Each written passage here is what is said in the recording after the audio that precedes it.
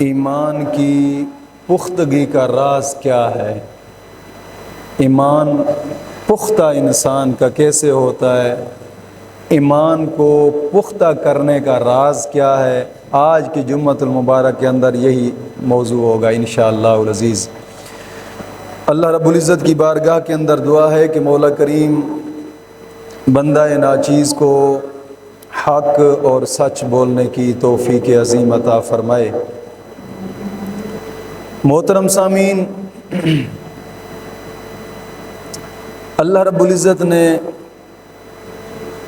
ایمان کی پختگی کا راز قرآن مجید 18واں پارہ کے شروعات پہلے رکوع کے اندر ارشاد فرمایا، قد افلح المؤمنون، بے شک مراد کو پہنچے ایمان والے، الذین هم فی صلاتہم خاشعون، جو اپنی نماز میں گڑ گڑاتے ہیں، والذین هم عن اللغو معرضون، اور وہ جو کسی بیہودہ بات کی طرف توجہ نہیں کرتے، والذین هم للزکاۃ فاعلون، اور وہ کہ زکوٰۃ دینے کا کام کرتے ہیں، والذین هم لفروجہم حافظون، اور وہ جو اپنی شرمگاہوں کی حفاظت کرتے ہیں۔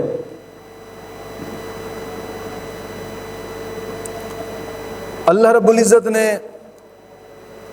قرآن کریم کی ان آیات مبارکہ کے اندر ایمان کی پختگی کا راز بتایا ہے۔ بہت ہی ایک اہم موضوع ہے آج کا، اور اس موضوع کی ہر بات کو چکنے ہو کر سننا ہے اور سمجھنا ہے، کیونکہ یہ فتنوں کا دور، کہ اس دور کے اندر اپنے ایمان کو مضبوط کرنا انتہا درجہ مشکل ہے۔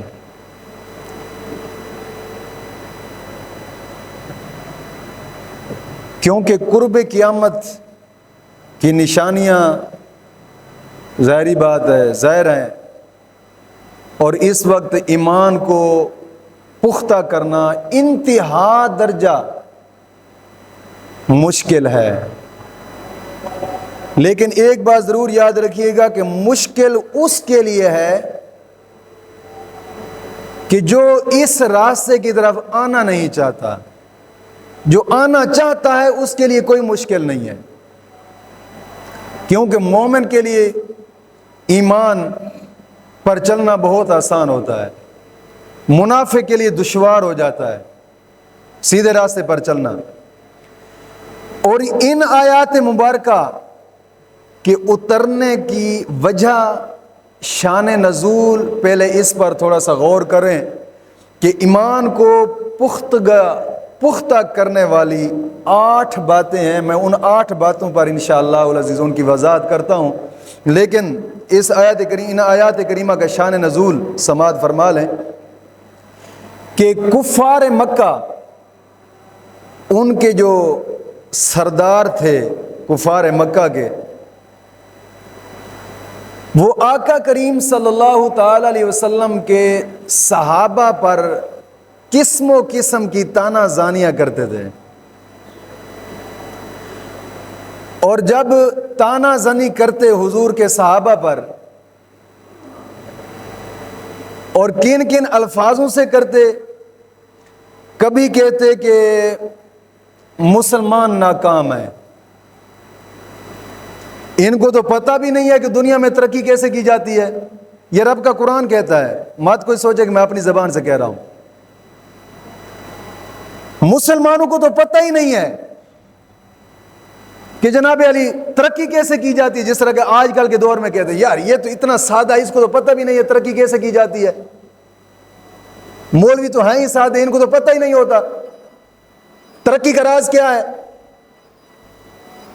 اللہ کا قرآن فرماتا ہے کہ یہی تانا مکہ کے کافر حضور کے صحابہ کو مارا کرتے تھے، ان کو تو پتہ ہی نہیں ہے ہمارے پاس عیش و عشرت ہے، ہمارے پاس دولت ہے، ہمارے پاس جناب علی طرح طرح کے جناب علی نظام ہے زندگی گزارنے کے، پیسہ ہمارے پاس ہے جناب علی، سواریاں ہمارے پاس ہے، کھانے پینے کے نظام ہمارے پاس ہے، محل ہمارے پاس، محلات ہیں جناب علی۔ اس وقت بھی محل ہوا کر، یہ جو آج کل کے محل ہیں نا، یہ اس وقت کے محلوں کے ایک نقشے ہیں، یاد رکھیے گا۔ وہ جو اس وقت محل بنایا کرتے تھے نا، ان کی ایک ایک دیوار اگر اس طرح بھی انسان کرے تو اس کے ہاتھ میں نہیں آتی تھی۔ آج تو 9 انچی کی دیوار ہوتی ہے، اس پر محل اتارا جاتا ہے۔ یعنی اتنا پختہ محل ہوا کرتے تھے، اور پتھروں کے لوگ گھر بنایا کرتے تھے، بڑے بڑے بنگلے۔ یہ آج کی بات نہیں ہے کہ آج ہم کوئی محل بنا لے تو بڑے پھوکے چلے یار ہم تو بڑی ترقی کر گئے، نہ، وہ تو اس وقت وہ بھی بنایا کرتے تھے، اور ان کی کاریگری یہ ہوا کرتی تھی کہ وہ پتھروں کے محل بنا دیا کرتے تھے، پتھروں کے۔ اندازہ کریں تو کفار مکہ نے پہلا تانا یہ مارا، ان کو تو پتہ بھی نہیں ہے ترقی کیسے کی جائے، یہ مسلمان ناکام ہے۔ آج یہی اعتراض چلتا ہے نا مسلمانوں کے اوپر، ان کو تو پتہ بھی نہیں ہے ترقی کیسے کی جاتی ہے، لہٰذا یہ ہمارے پیچھے چلیں۔ اور یہ بھی ایسے ہیں جناب علی مسلمان کے جن کا عقل بھی کام نہیں کر، یار ہم اگر ان کے پیچھے نہیں چلیں گے، ہم ان کی تعلیم نہیں پڑھیں گے، ہم ان کا نظام نہیں سنبھالیں گے، ہمارے پاس کیا ہے، ہم کیسے ترقی کریں گے؟ اور جب انہوں نے یہ اعتراض چلایا تو اللہ رب العزت نے ان کو کیا جواب ارشاد فرمایا؟ 18واں پارہ کی پہلی آیت کریمہ کے اندر خود ان کو جواب اللہ رب العزت نے ارشاد فرمایا قد افلح المؤمنون، سنو ایمان والے سب کامیاب ہیں۔ اور دوسرا تانا انہوں نے کیا مارا؟ وہ کیا کہتے تھے؟ دوسرا کہتے تھے کہ توحید اور قیامت پر ایمان لانے کا حکم ہے، حالانکہ یہ دونوں چیزیں عقل اور مشاہدے اور تجربے کے خلاف ہیں۔ وہ کہتے تھے کہ یہ جو قیامت پر ایمان لانے والی بات ہے نا، حساب کتاب ہوگا، یہ ہوگا، وہ ہوگا، جس طرح کہ سر سید احمد خان نے اپنی کتاب میں لکھا ہے تفسیر کے اندر، سر سید نے لکھا ہے نا، اس نے لکھا ہے کہ یہ جو قرآن ہے، قرآن کوئی اللہ کی کتاب نہیں ہے۔ میرے پاس کتاب کھڑی ہے لائبریری میں اس کی، سر سید کی، جس کو مسلمانوں کا رہنما مانا جاتا ہے۔ وہ کہتا ہے کہ قرآن کوئی رب کی کتاب نہیں ہے، یہ جو نبی ہے نا محمد صلی اللہ تعالی علیہ وسلم، یہ کوئی اللہ کے نبی نہیں ہے، عرب کا ایک مفکر تھا، بس اس کے زبان سے جو جملہ نکلتا تھا اس کے یار لکھا کرتے تھے، یہ قرآن بن گیا ہے۔ اس نے لکھا ہے کہ رب نہیں ہے، دنیا ایسے آتی ہے جا رہی ہے، یہ جو آسمان ہے نا، آسمان نہیں ہے، قرآن جھوٹ بولتا ہے، آسمان نہیں ہے، آسمان حد نگاہ ہے، نگاہ جہاں ختم ہوتی لوگ کہتے ہیں آسمان ہے، یہ کوئی جنت دوزخ نہیں ہے، ایسے قرآن نے بات کر دی ہے، کوئی جنت نہیں ہے، کوئی دوزخ نہیں ہے، کوئی فرشتے نہیں ہیں، کوئی قیامت کے دن حساب و کتاب نہیں ہوگا۔ اس کی کتاب میرے پاس لائبریری میں موجود کھڑی ہے، سر سید کی۔ اور پھر وہ کیا کرتے تھے، وہ کفار مکہ، وہ کہتے تھے یہ جو توحید اور قیامت پر ایمان لانے والی بات ہے نا، اس کو ہماری عقل نہیں مانتی جی، یہ ہمارے تجربے کے خلاف ہے، ہماری عقل اس بات کو نہیں مانتی۔ اور اللہ رب العزت نے ان کو جواب بھی اس اعتراض کا اسی آیت کریمہ میں ارشاد فرمایا۔ اور تیسرا وہ کیا کرتے تھے؟ وہ کہتے تھے کہ اگر نبی ہماری کچھ باتیں مان لیں اور اپنے جو دین شریعت ہے اس کو ہمارے دل کے مطابق بنا لیں، جیسے ہم چاہتے ہیں ویسے دین بناتے جائیں، جس طرح کہ آج کل کا سیکولر جناب علی یہ چاہتا ہے کہ دین تو جناب علی ایسے ہے، بس اپنی من مرضی ہے، جو دین کو بری بات لگتی ہے وہ ہم نہیں مانتے۔ اور وہ کہتے تھے کہ اپنے دین کے اندر ہمارے دل کی باتیں جو ہیں اسی طریقے سے اپنا دین بنا لیں تو ہم مسلمان ہو جائیں گے۔ اور اگلا اعتراض وہ کیا کرتے تھے؟ کافر کہتے تھے کہ جب ہم اگر جائیں نا نبی کے پاس، ان کے پاس جو غریب بیٹھے ہوں حضرت بلال ورگے، ان کو اٹھا لیں اپنی محفل سے، ہم جب جائیں تو تکبر تھا دل کے اندر. معلوم ہوتا ہے کہ دل کے اندر تکبر کرنا، اپنے آپ کو بہت بڑا ماننا، یہ بیوقوف آدمی کا کام ہوتا ہے. اور وہ کیا کہتے تھے؟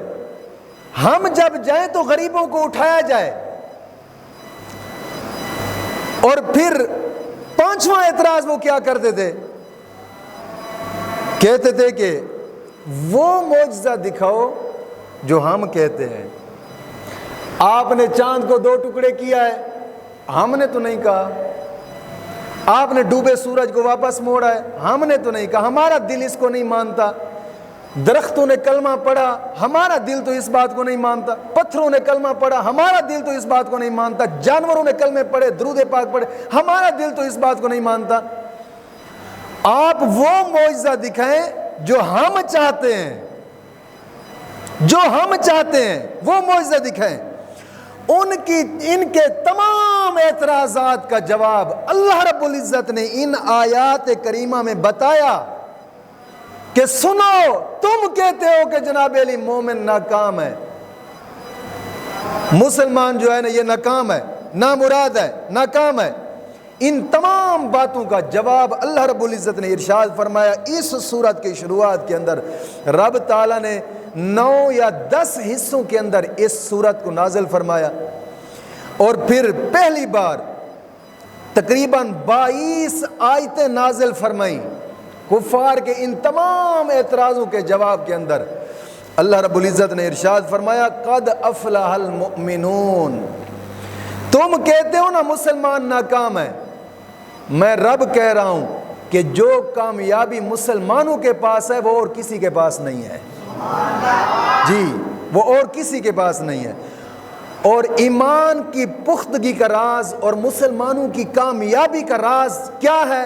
وہ 8 چیزیں ہیں، جن 8 چیزوں کو میں اب ان کی تھوڑی سی وضاحت کرتا جاؤں گا. توجہ سے سننا ہے ان باتوں کو، اور پھر غور بھی کرنا ہے کہ کیا ہمارے معاشرے کے اندر ان 8 باتوں پر عمل کیا جا رہا ہے.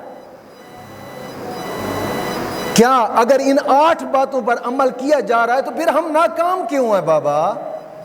ہمیں تو کامیاب ہونا چاہیے تھا اگر عمل کیا جا رہا ہے. کیونکہ اب تو ہر اکثر بندہ دیکھو نا وہ اسکالر بنا ہوا ہوتا ہے. حقیقت بات ہے، جس کو بھی ABCZ تک آ جاتی ہے وہ اسکالر بن جاتا ہے.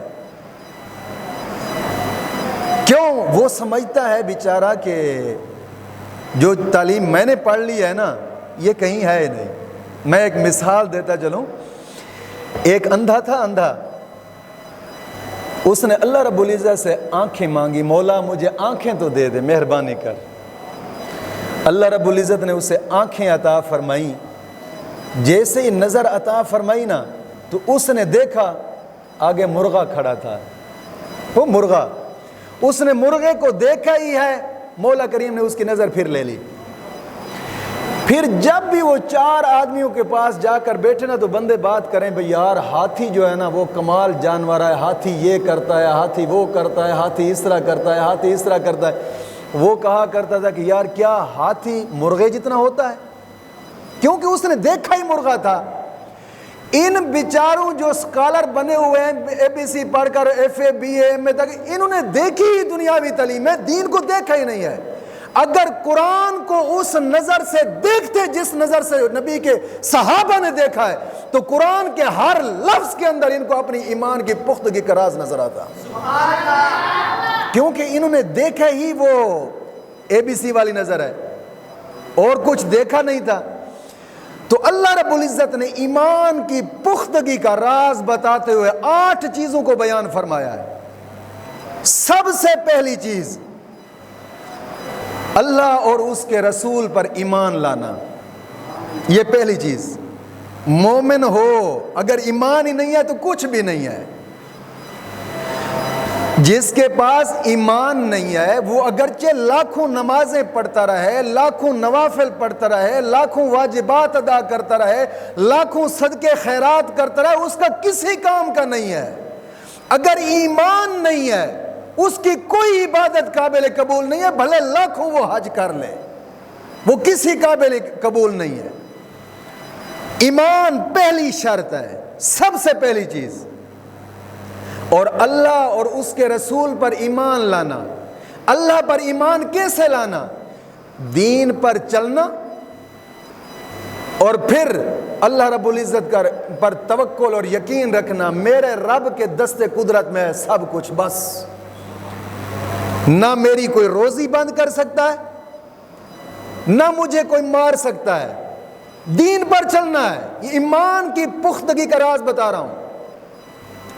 اللہ پر یقین اور اعتماد ایسا ہو، ایسا نہیں ہے کہ جناب علی زبان سے ہم جی اللہ کو مانتے ہیں، لیکن ٹھیک ہے یار ہمارا توکل رب پر ہے، لیکن اللہ نے یہ بھی تو بتایا ہے نا کہ تم ہیلا تو کرو، روزی تو میں دوں گا، تم ہیلا تو کرو۔ ہم جو کہیں کہ بھئی یار خدا کا واسطہ یہ دین کو پکڑو، دین کے اندر رب نے رزق دے، ہم کیا کریں گے یار؟ ہم اگر نہیں پڑھیں گے تو نوکری کہاں سے ملے گی؟ ہم کس کے غلام بنیں گے؟ ہم کھائیں گے کہاں سے؟ ہم کیا کریں گے؟ یہ ایمان رب پر نہیں ہے۔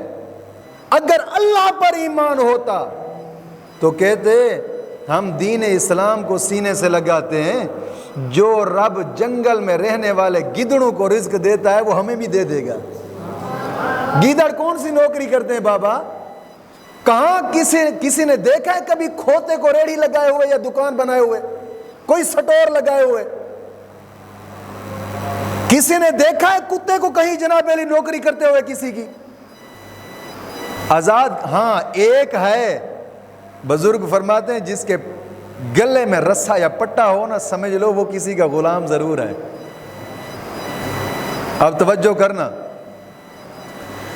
اللہ اور اس کے رسول پر ایمان لانا، ایمان بھی ایسا کہ تیرا دل 100% یقین اور پختہ ہو، بس میرا رب بھی ہے سب کچھ کرنے والا۔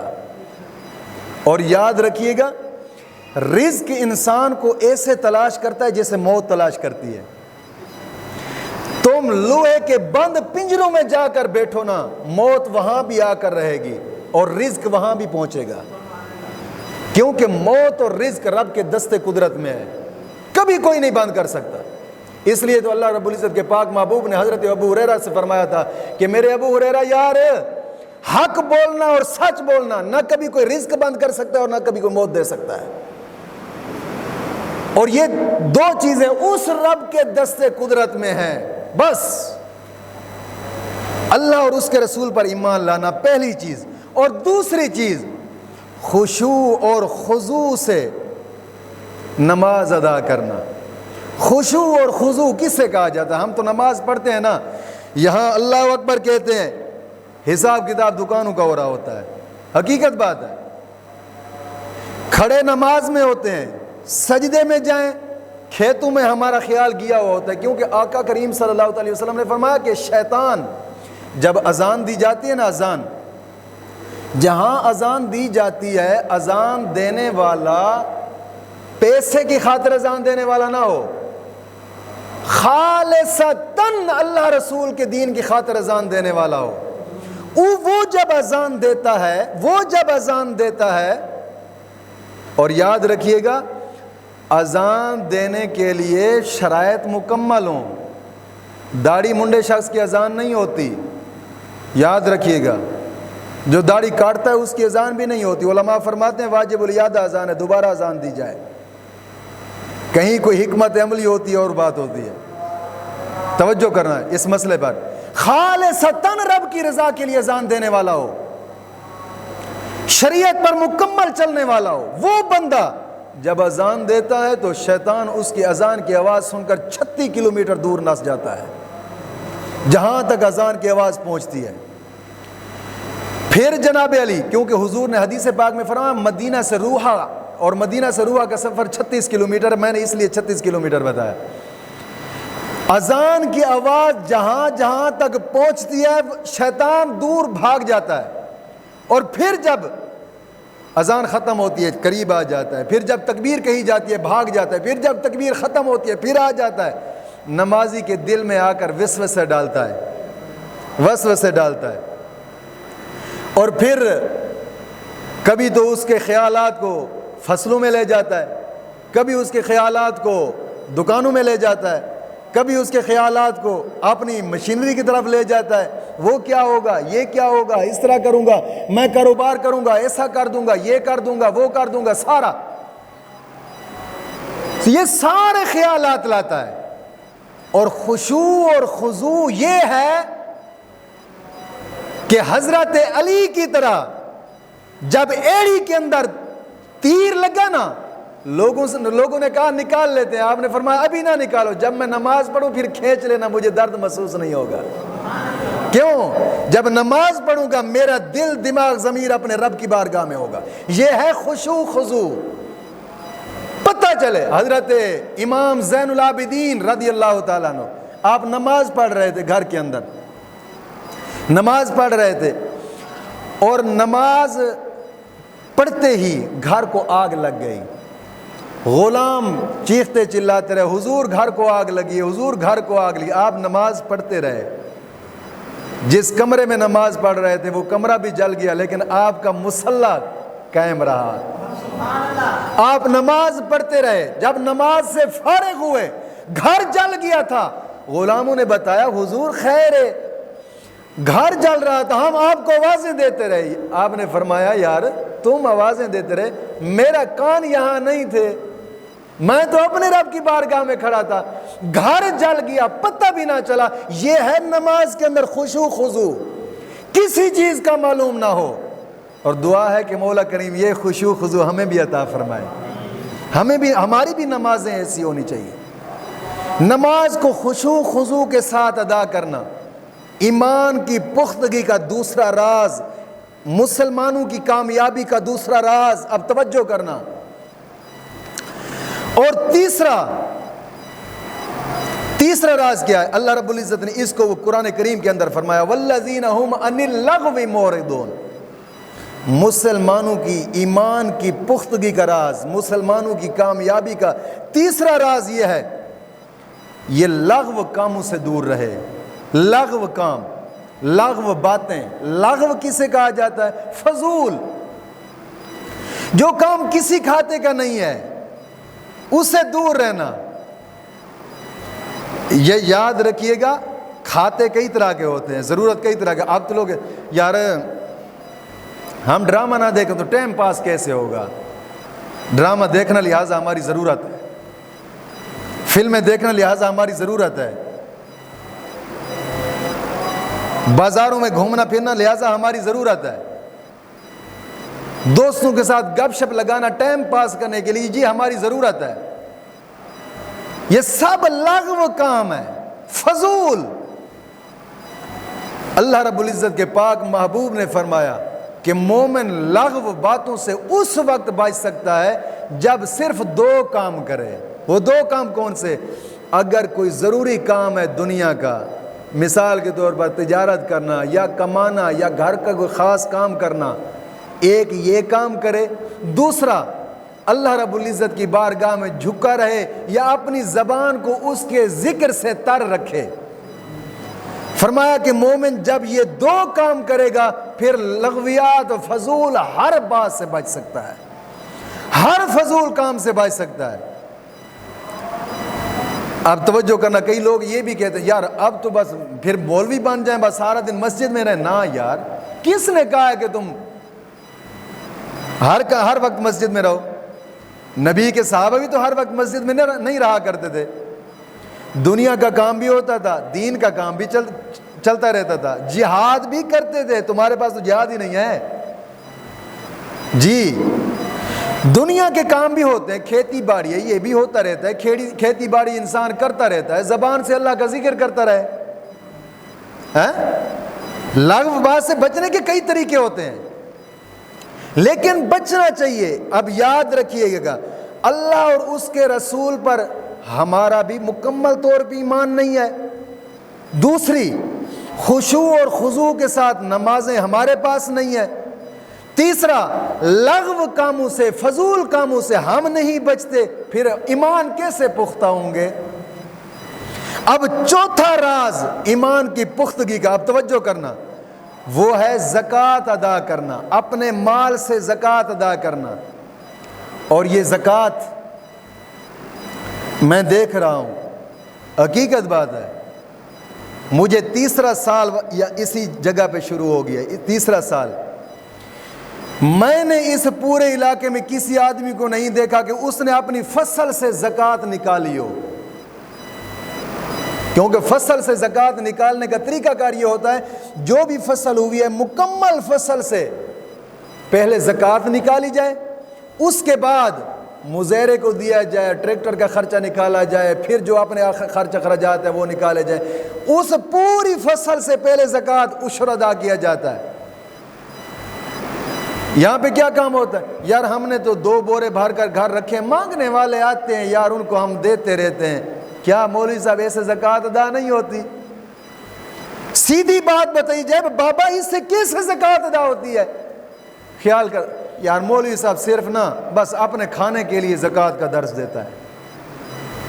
یاد رکھیے گا کہ مولوی پر زکوٰۃ نہیں لگتی، مت کوئی سوچے کہ جناب علی مولوی پر زکوٰۃ لگتی ہے، اور نہ ہی مولوی پر کوئی عشر لگتا ہے۔ ہم جو بیٹھے، کیا ہم پر زکوٰۃ لگتی ہے؟ نہیں لگتی۔ عشر لگتا ہے؟ نہیں لگتا۔ مولوی کو کچھ اپنا مخصوص کرنا چاہیے، اتنا خرچ ملانا چاہیے، یا پیسہ یا پھر الگ رکھ لے، یا اتنا کر لے کہ جس سے وہ کھاتا ہے۔ یہ زکوٰۃ ادا، آقا کریم صلی اللہ علیہ وسلم کا فرمان مبارک ہے نا، قرب قیامت لوگ جب زکوٰۃ ادا کریں گے نا تو اس ڈر سے زکوٰۃ ادا نہیں کریں گے، یار ہم زکوٰۃ نکالتے ہیں تو مال تھوڑا بچ جائے گا ہمارے پاس۔ زکوٰۃ کو توان سمجھ کر نہ ادا کرنا۔ اور اب یہ ہے معاملہ، زکوٰۃ ادا کرنے کا وقت، یار تھوڑا مال بچے گا، گندم کیا ہمارے تھوڑی سی تو گندم ہوئی ہے جی، کیویں یہ وچوں زکوٰۃ ادا کروں، تھوڑی جی تو گندم ہوئی ہے۔ حالانکہ زمین دے وچوں جو کچھ نکلدا ہے، گھاس تک، اودے اتے بھی زکوٰۃ فرض ہے۔ اساں جی اگائی آنے تے اپنے مال نو کھوائی آنے تے آپ کھا دیے نے تے جو حرام ہے جو حلال ہے سارا کچھ غاڑے غپ، کوئی پتہ نہیں حلال کھاندے پے، کوئی پتہ نہیں حرام کھاندے پے۔ آقا کریم صلی اللہ علیہ وسلم نے فرمایا کہ جو بندہ خود حرام کھائے گا، کبھی بھی اس کی اولاد نہ کبھی دین سیکھ سکے گی، نہ ہی کبھی جناب اس کی اولاد کو چھوٹے بڑے کا ادب ہوگا، نہ ہی کبھی وہ اولاد اپنے ماں باپ کی فرما بردار ہوگی۔ یہ 3 چیزیں اس اولاد کے اندر پائی جائیں گی۔ اب دیکھیں، اندازہ کریں، جو بندہ حرام کھاتا ہے اس کی اولاد بھی فرما بردار نہیں ہوگی، اس کی اولاد کو بڑے چھوٹے کا ادب بھی نہیں ہوگا، اس کی اولاد کبھی دین کا علم نہیں سیکھ سکے گی۔ پیسے کو سلام نہیں ہے، ایمان کی پختگی کو سلام ہے۔ جی پیسے کو سلام نہیں ہے، مت کوئی سوچے کہ جناب پیسے کو سلام ہے، جی یہ سب فضول باتیں ہیں، فضول بکواسات ہے۔ یہ ٹرینڈ چلے ہوتے ہیں جناب، بس پیسے کو، جی سلام پیسہ ہے جس او جی میں اودے کول ویکھے تو اودے کول جناب علی لینڈ کروزر سی، اودے کول ویکھے تو اودے کول جناب علی بڑی وڈی گاڑی سی۔ کیا ہے دنیا؟ کیا ہے؟ آقا کریم صلی اللہ علیہ وسلم کا فرمان مبارک ہے، مومن وہ ہے کہ اس کی نظر میں دنیا ایسی ہونی چاہیے جیسے مکھی کی کوئی اوقات نہیں، دنیا کی بھی کوئی اوقات نہیں ہونی چاہیے۔ جی جب ایمان کی پختگی کے ساتھ چلو گے نا، پھر دنیا تمہارے ارد گرد طواف کرتی نظر آئے گی، یہ حقیقت بات ہے۔ غالباً شیخ سعدی نے ایک بات لکھی ہے، میں بات بتاتا چلوں۔ آپ فرماتے کہ ایک بزرگ جا رہے تھے، بزرگ، توجہ کرنا میری اس بات، بزرگ جا رہے تھے اور اس بزرگ کے پیچھے نا ایک لومڑی تھی، لومڑی جا رہی ہے، وہ جناب علی جوتا اٹھا کر نا پیر سے نکال کر لومڑی کے سر پہ مارتا ہے، پھر بھی لومڑی پیچھے نہیں ہٹتی، لومڑی کے سر کے بال گر گئے لیکن وہ پیچھے نہ ہٹی۔ اس شخص نے آگے جاتے ہوئے دوسرے آدمی کو دیکھا، وہ لومڑی کو پکڑتا ہے، وہ چھلانگ مار کر آگے جاتی، پھر قریب جاتا ہے اس کو پکڑتا ہے، پھر وہ چھلانگ مار کر آگے جاتی، پھر جا کر قریب جاتا ہے اس کو پکڑتا ہے، پھر وہ جناب چھلانگ مار کر آگے جاتی ہے۔ اس آدمی نے کسی بزرگ سے پوچھا کہ میں نے یہ عجیب معاملہ دیکھا ہے، دو آدمیوں کو، ایک شخص تھا وہ لومڑی کو چھتر اٹھا کر سر پہ مارتا تھا، لومڑی کے سر کے بال گر گئے لیکن پیچھے نہیں ہٹتی تھی، دوسرا شخص تھا وہ لومڑی کو پکڑتا تھا لیکن چھلانگ مار کر آگے جاتی تھی۔ یہ معاملہ میرے ذہن میں سمجھ نہیں آیا، وہ تھا عالم دین، اللہ والا تھا۔ اس نے بتایا بابا وہ لومڑی نہیں تھی، وہ دنیا تھی، جو اس کو چھتر مارنے والا تھا وہ پیچھے نہیں ہٹتی تھی، وہ رب کا نیک بندہ، رب کا ولی تھا۔ جو لومڑی کو پکڑتا تھا وہ دنیا دار تھا، پھر بھی آگے آگے بھاگتا تھا، لومڑی پھر بھی چھلانگ مار کر آگے جاتی تھی، وہ لومڑی کے پیچھے چلتا رہا۔ دیکھیں یار، زرداری کو دیکھیں، نواز شریف کو دیکھیں، لومڑی کو پکڑنے والے نہیں ہیں۔ کتنا پیسہ ہے ان کے پاس، پیسے والے لوگ تھوڑے ہیں۔ عمران خان کو دیکھ لیں یار، تھوڑا پیسہ ہے لیکن لومڑی کو پکڑنے والی بات ہے۔ کہنا بھی ہے یار میرے پاس، میں سکون سے بیٹھا رہتا تو میں سکون سے کھا سکتا تھا، لیکن میں صرف تمہاری خاطر لومڑی کو پکڑنے لگا ہوں۔ توجہ کرنا، یہ سب سازشیں، سب چالیں ہیں۔ یہ لومڑی ہے کہ جو کسی کے ہاتھ میں نہیں آتی، لیکن جب تک اس لومڑی کو چھتر لگیں گے یہ ہمیشہ قدموں میں گرتی رہے گی۔ اور اس مومن کی نظر میں اس کی اوقات بس اتنی ہونی چاہیے، یہ ہے نہیں ہے، کوئی ٹینشن نہیں ہے۔ میں قسمیہ طور پہ کہہ رہا ہوں، کئی دن میرے پاس ایسے بھی آ جاتے ہیں، میرے پاس ایسے بھی دن آتے ہیں میرے جیب کے اندر 1 روپیہ تک بھی نہیں ہوتا، اور میرے مہمان بھی آ جاتے ہیں تو میں ادھار منگا کر ان کی سیوا کرتا ہوں، ان کو پتہ نہ چلے اس کے پاس کچھ آیا نہیں ہے، کیونکہ ویسے بھی چرنجا میں بڑا مشہور ہے کہ مفتی کے پاس بڑا پیسہ ہے، حقیقت بات ہے۔ آج میرے پاس پٹھان ہے، یہ لکڑیوں والے ساتھ لکڑیاں کاٹ رہے تھے، کہتے یار ہم نے تو سنا ہے بڑا پیسہ ہے، لہٰذا ہم نے 700 روپے میں من دینا ہے، مدرسے میں رکھوا لو لکڑیاں۔ میں نے کہا اللہ والے میرے پاس کیا پیسہ؟ کہتے یار ہم نے تو چرنجا کا بندہ بتاتا ہے بڑا پیسہ ہے مفتی کے پاس۔ اور قسمیہ طور پہ کہہ رہا ہوں، میں نے پیسے کو جمع نہیں کیا، جو آیا ہے فوراً لگایا ہے، جو آیا ہے فوراً لگایا ہے، جمع نہیں کیا پیسے کو۔ آج تاریخ تک کوئی ایسا نہیں، میری زندگی کا میرا رب گواہ ہے، لیکن قسمیہ طور پہ کہہ رہا ہوں، میں نے جنگل میں بیٹھا ہوں نا، اور ایسا وقت بھی آ گیا ہے سارا دن جیب خالی رہی، رات کو 1 بجے کے ٹائم مولا کریم نے کسی کو بھیج دیا، آ کر دروازہ کھٹکھٹایا ہے، کسی نے ڈر کے مارے گیٹ نہ کھولا، باہر سے پوچھا کون ہے، آواز آئی یار میں مفتی صاحب کی خدمت کرنے کے لیے آیا ہوں فلاں جگہ سے۔ میں نام لینا گوارا نہیں کرتا ان آدمیوں کا، کیونکہ لائیو چل رہا ہے پروگرام، تو وہ دیکھ رہے ہیں، مجھے پتا ہے ان کی نیکیاں ضائع نہ ہوں، لیکن بات بتانے کا مقصد یہ ہے کہ ذہن تو کم از کم پختہ رکھیں یار، رب بھی رزق دینے والا ہے، کون ہے رزق دینے والا؟ اور قسمیہ طور پہ کہہ رہا ہوں، قسمیہ طور پہ میں نے اس جگہ پہ، اس اپنے جناب علی جنگل خانے کے اوپر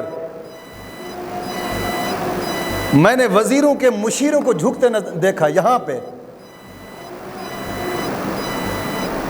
اور کئی مرتبہ میرے پاس ہے، یہ کہرا والے زمان کہہ رہا ہے، کئی مرتبہ ہے۔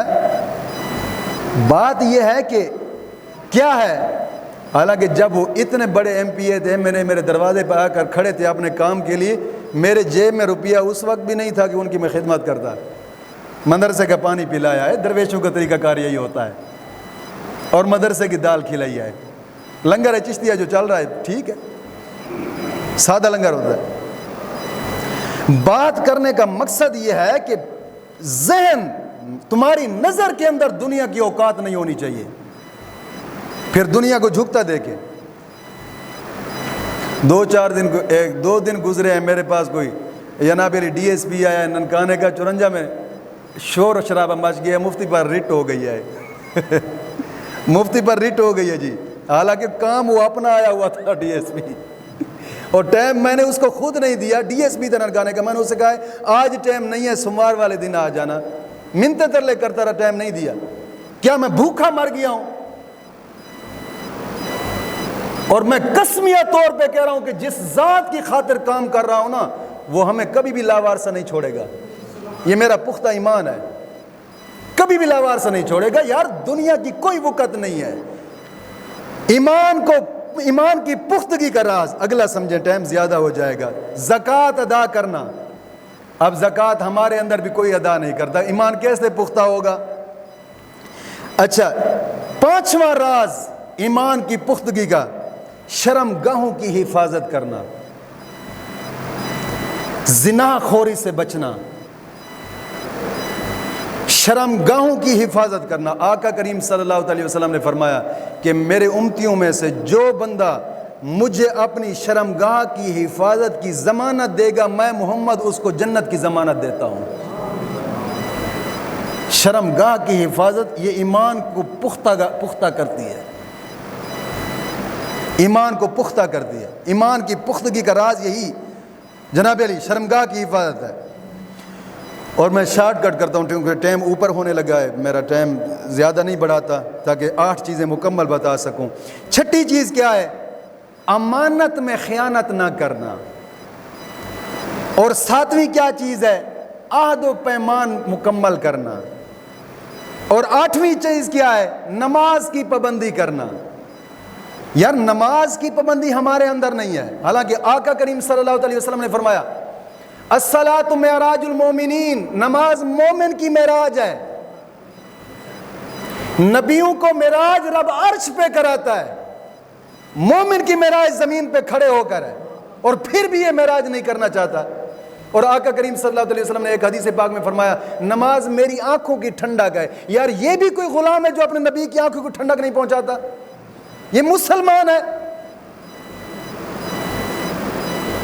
آقا کریم صلی اللہ تعالی علیہ وسلم کو ٹھنڈک پہنچانا، حضور نے فرمایا کہ میری آنکھوں کی ٹھنڈک، کیا مطلب؟ مطلب یہ ہے کہ جناب علی جب میرا امتی نماز پڑھتا ہے میں اس کے نماز پڑھنے کی ٹھنڈک اپنے روزہ اطہر میں محسوس کرتا ہوں۔ فرمایا نماز میری آنکھوں کی ٹھنڈک ہے، اور امتی ہو جو کہ میں پیار کرتا ہوں جی نبی سے، مجھے جی عشق ہے نبی سے، میں پیار کرتا ہوں قرآن سے، نماز کے قریب وہ نہیں آتا، یہ کیا ٹھنڈک پہنچاتا ہے؟ اور حدیث پاک میں آتا ہے آقا کریم صلی اللہ علیہ وسلم کا فرمان مبارک ہے، حضور نے فرمایا کہ مسلمان اور کافر کے درمیان فرق نماز ہے۔ مومن اور کافر کے درمیان فرق نماز ہے۔ کیا مطلب؟ سمجھ لو، جو نماز پڑھتا ہے وہ مسلمان، جو نماز نہیں پڑھتا، یہ فرق بتایا حضور نے۔ یاد رکھیے نماز افضل العبادات ہے، یعنی دین اسلام میں سب سے اہم ترین فرض یہ نماز ہے۔ اس لیے نماز کی پابندی کرنا، یہ 8 راز ہیں ایمان کی پختگی کے۔ ٹائم تھوڑا تھا اس لیے میں شارٹ کٹ بس چلا گیا، ان کی تشریح نہیں کر سکا۔ کبھی انشاءاللہ زندگی کا موقع ملا تو پھر تشریح ہوگی۔ ایمان کی پختگی کا راز ان 8 چیزوں میں ہے۔ اگر کوئی بندہ ان 8 چیزوں پہ پختہ ہو جائے، ایمان خود بخود پختہ ہو جائے گا۔ کوشش کریں، بیان کرنے کا مقصد یہ ہوتا ہے کہ سننا، اس پر عمل کرنا، سمجھنا، اس پر عمل کرنا۔ کوئی چیز سمجھ نہیں آتی، بندہ سوال کر لیتا ہے یار آپ کے بیان میں مجھے یہ چیز سمجھ نہیں آئی، آپ کی تقریر میں مجھے یہ چیز سمجھ نہیں آئی، سوال کر لیتا ہے۔ مقصد ہوتا ہے سمجھنا اور اس پر عمل کرنا، اور دعا ہے کہ مولا کریم عمل کرنے بھی کی توفیق عظیم عطا فرمائے۔ وما علینا الا البلاغ المبین۔